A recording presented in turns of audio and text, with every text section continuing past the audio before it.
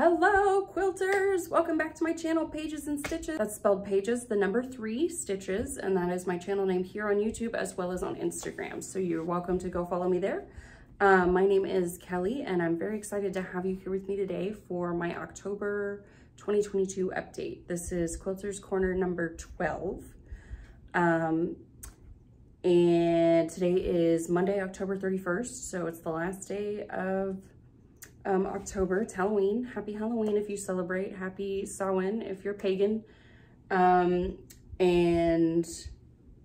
happy Monday if you don't celebrate either of those things.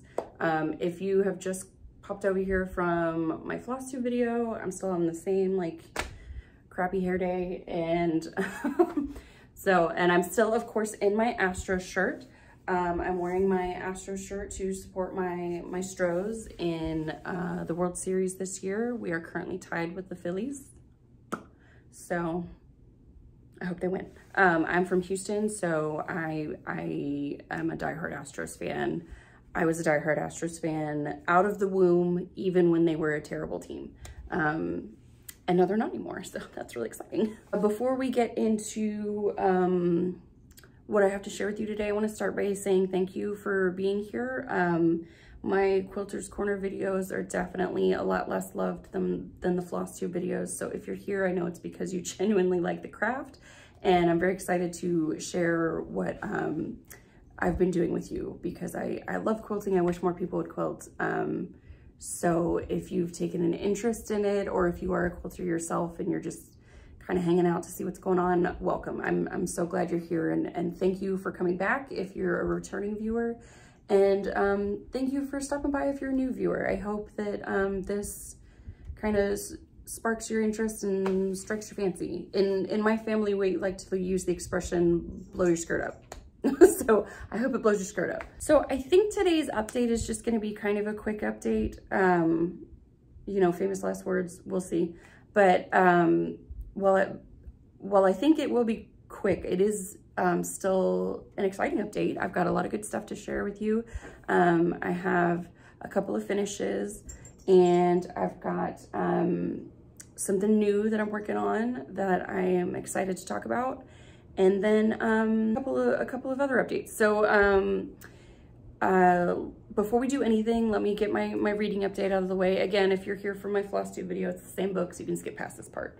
But if you are new, the Pages and Stitches represents my other passion, which is reading. So I've got cross stitching, I've got quilting, and I've got reading. So let me share with you what I've read for the last month. I first read The Duchess Deal by Tessa. If you are a Regency romance lover, she's a great author. This is my first book I've read by her, and I loved it. I devoured it in like a day and a half. Then I read Unravel the Dusk by Elizabeth Lim. So this was the sequel to one of the books I read last month, and it was a duology. It's set in like an Asian-inspired, Chinese-inspired culture, which is really cool. Then I read Famine by Thalassa. She has a 4-book series on the 4 Horsemen of the Apocalypse. So this is number 3. And then I started this trilogy, which is The Bear and the Nightingale. And this is a really cool Russian folklore trilogy. And I just finished this book last night, and it was really good. Okay, last month I showed off a wall hanging by Heine, which is actually this wall hanging right here. Oops, upside down, Kelly. This wall hanging right here. This is called Pretty in Pink by Heine. And I had talked about my intention to enter it into a contest that my company hosts every October for breast cancer awareness. It's a Build a Bra contest. And traditionally, you would take an actual bra and decorate it either with something funny or something pretty, or, you know, a cool theme, all for the purpose of raising awareness for breast cancer and breast reconstruction.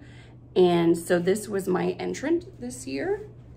And I am happy to announce that I won the big cheese. I won best overall with my wall hanging. So, I mean, really the only thing I won was just like bragging rights and like a couple of office supplies with my company's name on it.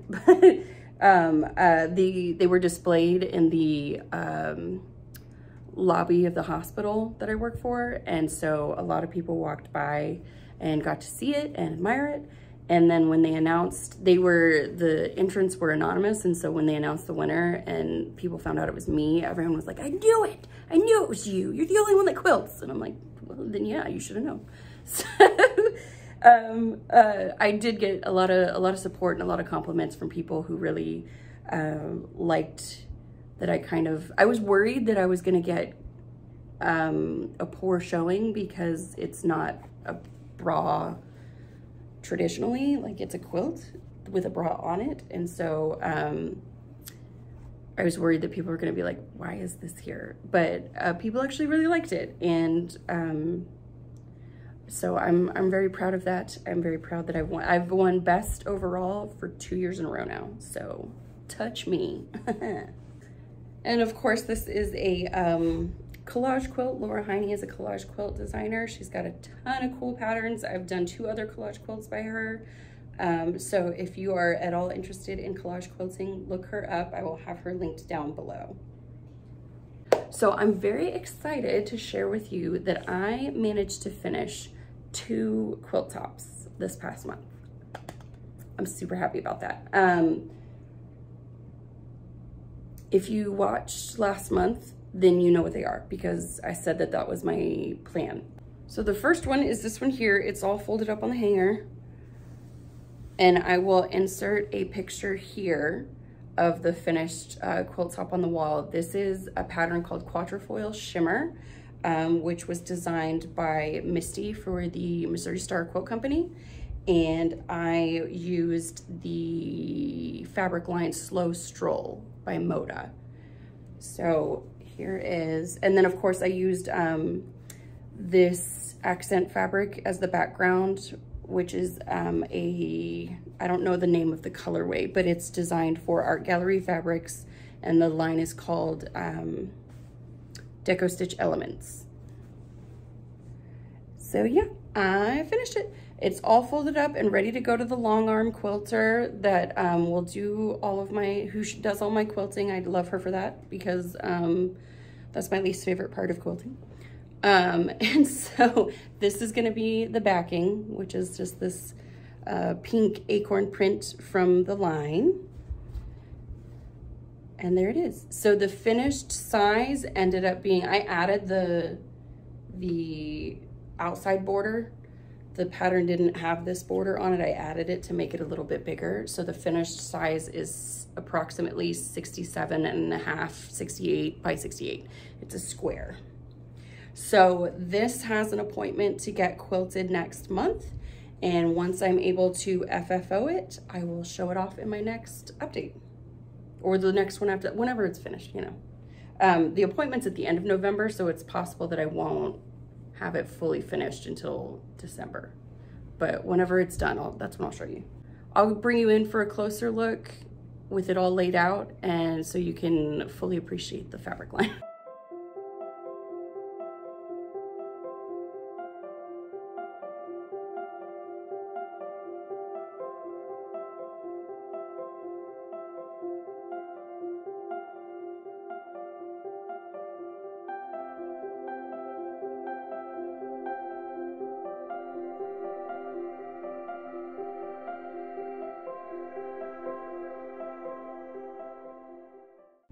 And the next finish that I was able to do, I'm super excited about, because this thing I've been working on for months because it's kind of tedious because it's a bunch of teeny tiny pieces. Amy, cover your ears because I know this pattern tempts you every time I talk about it. And this is this bad boy right here. I will insert a picture of the finished product. And this is the Embroidery Flower Quilt by Tilda's World. And this is a free pattern that you can get from the Tilda's World website. And of course I will have it linked down below. So you can either buy kit fabric for this pattern, or you can do what I did and purchase a bunch of solids or go through your stash and use tone on tones and do it that way. A lot of people have been posting their finishes of this quilt on Instagram and on Facebook and stuff because it's pretty popular. But you can see why it's tedious. It's thousands, literally thousands of individual 2-inch squares. Even the background. It's not like big solid pieces, it's all 2-inch squares. So there's a lot of teeny tiny seams to work on, which is why it took me forever. But the last time you saw it, it's broken up into 9 panels and I had 6 of the panels done. So I really wanted to get this done before the end of the year. So I really pushed myself to get those last 3 done this past month, and I was able to do it. I'm super excited about it because it turned out so well. It's about, I'm trying to remember the finished size. I think it's like 63 by 85, something like that. I don't remember. So it's long and rectangular, and it's just bright and beautiful and fun, and I am so excited that I did this. My mom actually did this one too. She did this one with speckled fabrics from Ruby Star Society, which was cool. So it had like a little bit of a different feel to it. So this one is also ready to get quilted by my long armor. I have not stitched the backing together, but let me show you it. So this is gonna be my backing fabric here, and this is a print from Anna Maria Horner, who is like my absolute favorite quilt designer, or I'm sorry, fabric designer right now. So she designed this as kind of an embroidery inspired print from her line. I believe it's from, yep, Love Always. And it comes in a couple of different colorways, but I really like the pink one, and it's very reminiscent of the quilt. Like obviously that one's done kind of pixelated in squares, and that's what this looks like. So I thought it was kind of like the perfect addition. So this is going to be my backing, and then this print here with all these little X's that look like little cross stitches is going to be my binding, and it's got a little bit of a metallic shine to some of the X's, this beautiful gold yellow color. And this is from a line called Bijou for Figo Fabrics. So this comes in a couple different colorways. I liked the bright yellow because it went with the bright flowers. And so all of my, every aspect of this quilt has some sort of embroidery or cross stitch inspired element to it, which is why I fell in love with it, because obviously I also really love cross stitch. So I'm super proud of this quilt. I'm ready to get it quilted. I don't know what kind of like stitching pattern I'm gonna ask for yet. I think a floral would be okay, but I also kind of wonder if she has anything that's reminiscent of like stitching, like, you know, I don't know, we'll figure it out.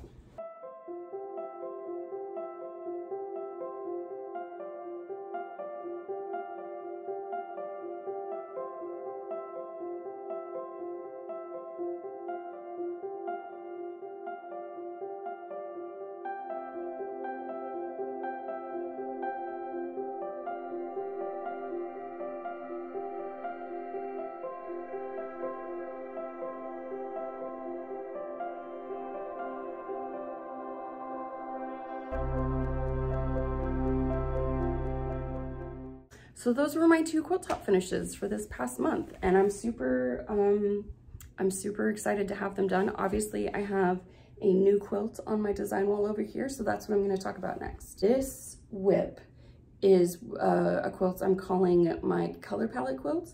So I've been working on this one for a while. This is a quilt of my own design.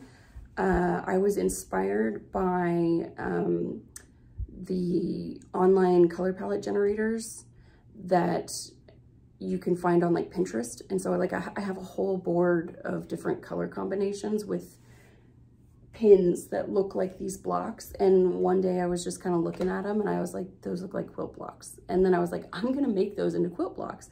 So I did. it's not like any fancy, it's not any fancy,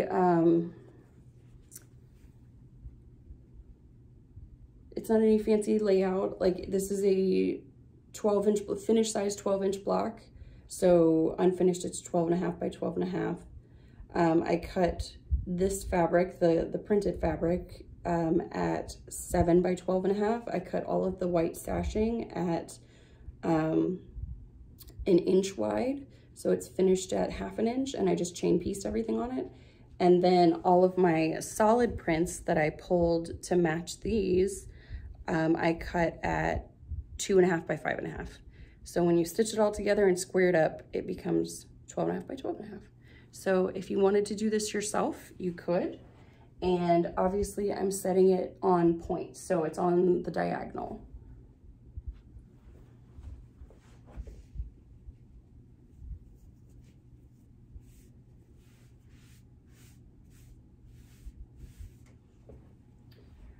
So I'm probably like 3/5 of the way through.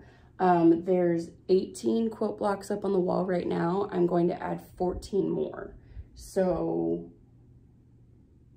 like if you eliminated this row, I'm going to take all of this and duplicate it over here with different patterns, obviously. But so it's going to be a big quilt. Turning it on the diagonal like this really stretched out the dimensions.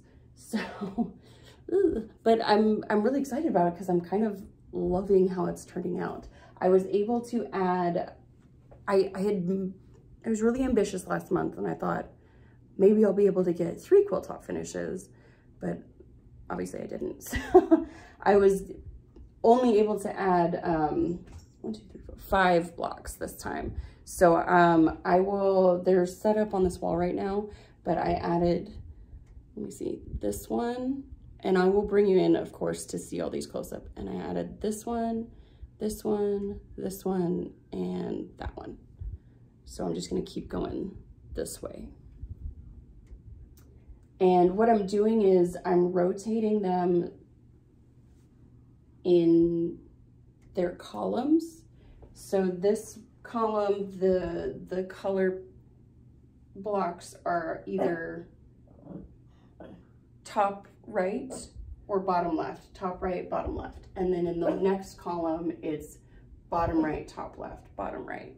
And I've rotated them that way, and it kind of creates, like you can see here, this secondary like pinwheel pattern with the color blocks themselves. There's another one right here, which is really pretty. And so, yeah, that's how I'm setting it up.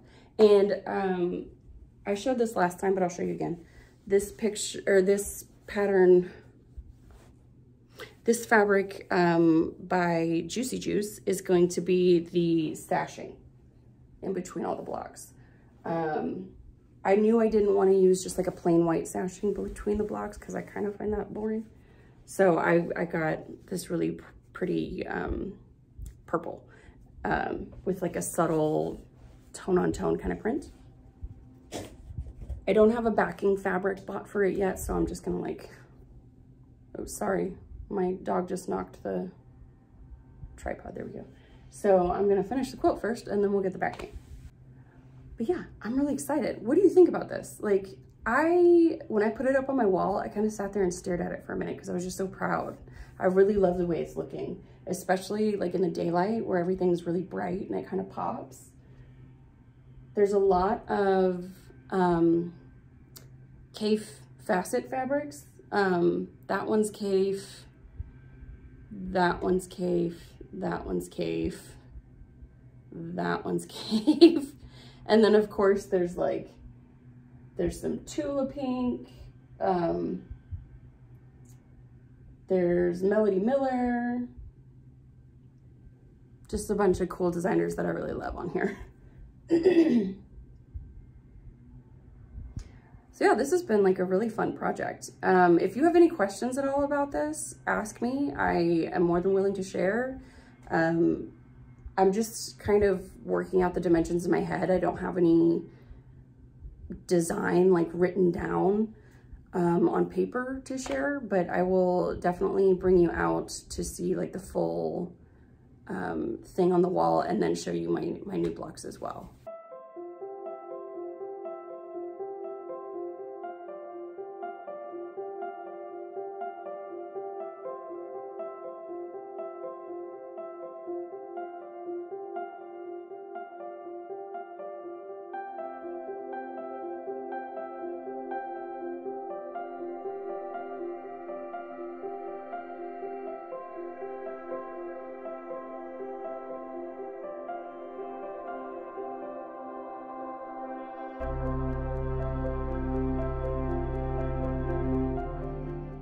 Okay, so the last thing that I want to share with you is I'm actually learning a new quilting skill. And I have to blame Amy for this one. Amy from Fiberworks. Amy, I'm going to tag her channel down below because she's also a quilter. So she said I enabled her to start this quilt here, which is obviously like what we do as like fiber artists. We enable each other just by sharing our projects because we just get inspired, right? So she purchased the kit to start this quilt, the Embroidery Flowers Quilt, but she also really enjoys English paper piecing. So she has decided that instead of doing machine quilting like I did, she's gonna English paper piece it with little 2-inch squares. So if you are unfamiliar, English paper piecing is a style of quilting where you take a piece of paper or like a piece of cardstock in a shape. Usually, so like traditionally it would be a hexagon, but you can do it in any shape. Rectangles, squares, diamonds, circles, just any shape. And you attach fabric to the shape of paper itself and then stitch each of those pieces together to create a bigger quilt. So I will insert pictures. If you are unfamiliar with English paper piecing, I'll insert pictures of what I'm talking about. And I had never had any interest in learning that at all until she told me that she was going to do that quilt that way. And so then I started kind of looking it up and appreciating it more, I guess. And I found this woman named Kate from the Last Homely House, and I will link her channel down below. And she's a big English paper piecer. And she had this quilt on her design wall behind her for one of her videos that I just thought was drool worthy. And I was like, okay, I'm gonna try it. So I purchased this template here, the hexagon template. Well, it's backwards. The 1-inch hexagon template. And the dimension for the template is from the side of the hexagons. So this from here to here is 1 inch. The reason why it's from the side and not across the middle is because this dimension is different from this dimension. Obviously, this side is longer from point to point than from edge to edge. So this is, oh, I have it upside down too. So this is my hexagon template that I purchased. And these are my hexi papers that I purchased. You can also like make your own papers. And like I said, they come in a million different shapes, but I just went ahead and purchased some pre-cut ones. And I bought the template. And this is, this is by no means like good. And obviously it's not a huge amount of progress, but I practice paper piecing. I just did these 3, that's all. So it's attached, you stitch the paper, you stitch the fabric around the paper template. And then what you do is you sandwich the pieces of paper with the fabric outside together. And then let me see if I can bring it in closer. And then you stitch the edges of the paper together. And then once your fabric pieces are surrounded by all sides, then you can take the paper template out and it holds its shape. right? Okay, so that's English paper piecing. And this is, I just pulled some, like, I'm not doing anything with this. I just pulled some scrap fabric out of my little, I keep this little scrap tub. It's completely full on my sewing table. And so I just pulled a bunch of scraps out that fit around the hexies, and that's how I'm practicing for English paper piecing. So the reason why I wanted to start learning English paper piecing is because I'm going to use it to do a restart on one of my whips that has been sitting untouched for a while. So a couple of years back, while I was in the radiology program, learning my job, basically, I got bored one day and I colored this on graph paper. I don't know why, I just did. And so I was looking at it one day and I was like, that's, if each one of these grids is like a 1-inch square of fabric, that's a 60 by 60 quilt. And I was like, I bet I could improvise that with scraps. So I took this top corner here, this top grid of 10 by 10 squares, and I made this, right? I just pulled a bunch of scraps out of my scrap bin and stitched this together, and I was like, yeah, I really like the way that looks.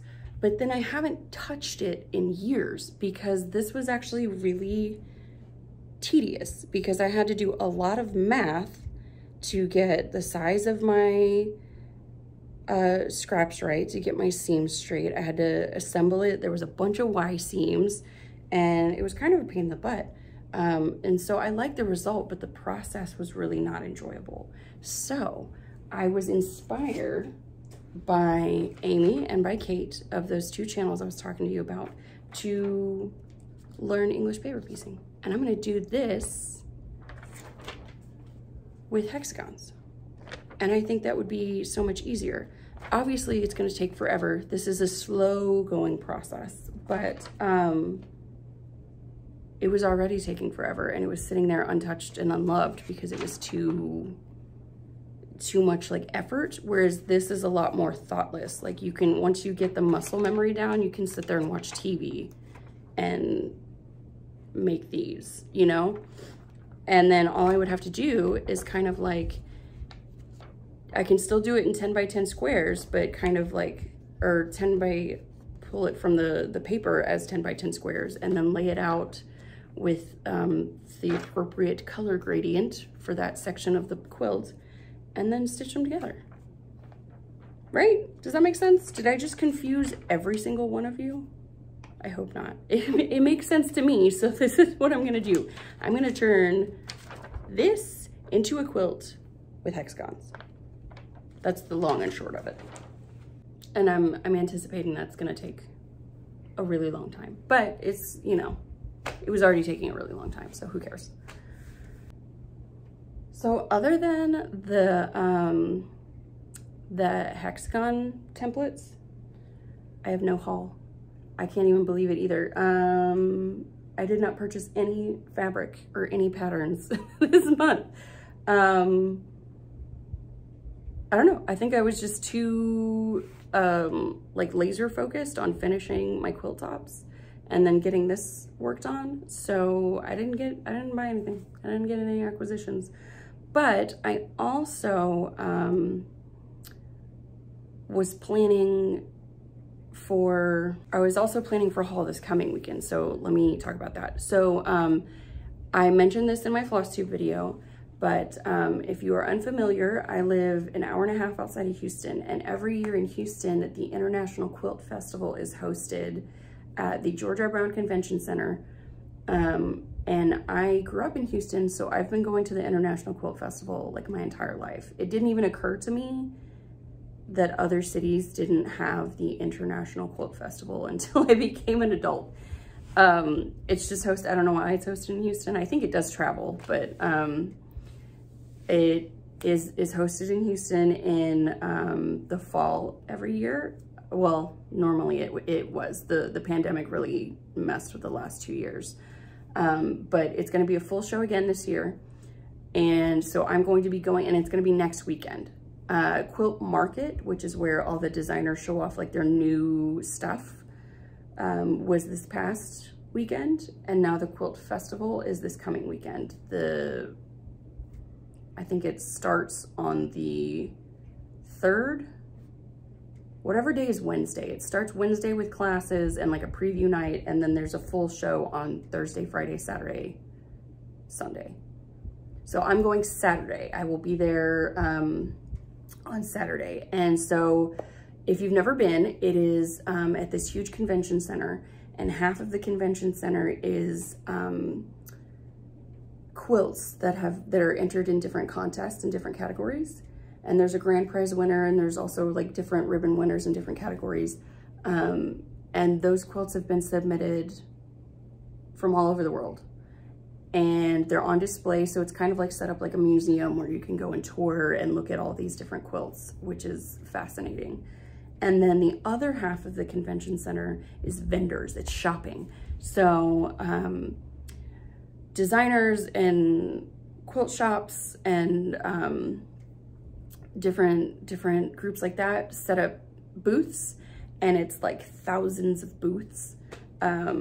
You could go, if you went to every booth, you would have walked like miles and miles and miles. It's so much walking, but it's fantastic because you can buy fabric, you can buy patterns, you can buy any quilt notions, you can buy machines, you can learn new skills, you can learn a ton of different things. And it's also got like quilting adjacent booths in terms of hobbies. So there's also like tapestry and cross stitch and garment making and knitting and jewelry making, and like there's other stuff there that, you know, crafty people would possibly also enjoy. So it's just a really fun time, and I'm going to that next weekend. So part of my reason for not having haul is because I know I'm going to this festival, right? So there's no point, like I'm gonna get everything there. So that'll be really exciting to show you. I'm gonna do, or I'm gonna get as much video as I can of like the quilts on display, and then the different shopping parts. And then of course upstairs in the convention center, you can go and have lunch. So I always get like a barbecue baked potato. It's so good. So yeah, that's what's coming up next month. So I'm gonna do that. And then as far as my plans for my current projects, I'm gonna keep going on this. I am gonna try to finish this quilt top within the next month. I think I can do it. And I have 2 older whips, my Meadowland quilt and my favorite Christmas sweater quilt that I have pulled back out. They're sitting over here on this design wall. So I'm gonna get more work done on that because they've been neglected. They've been sorely neglected. So yeah, that's everything. That's my update for October 2022. I am going to go to work now. And then hopefully I have a lot of cool stuff to show you next month. So I will see you guys at the end of November. If you have any questions or comments at all, leave them down below and I will get back to you. And I'll see you guys in a month. Bye.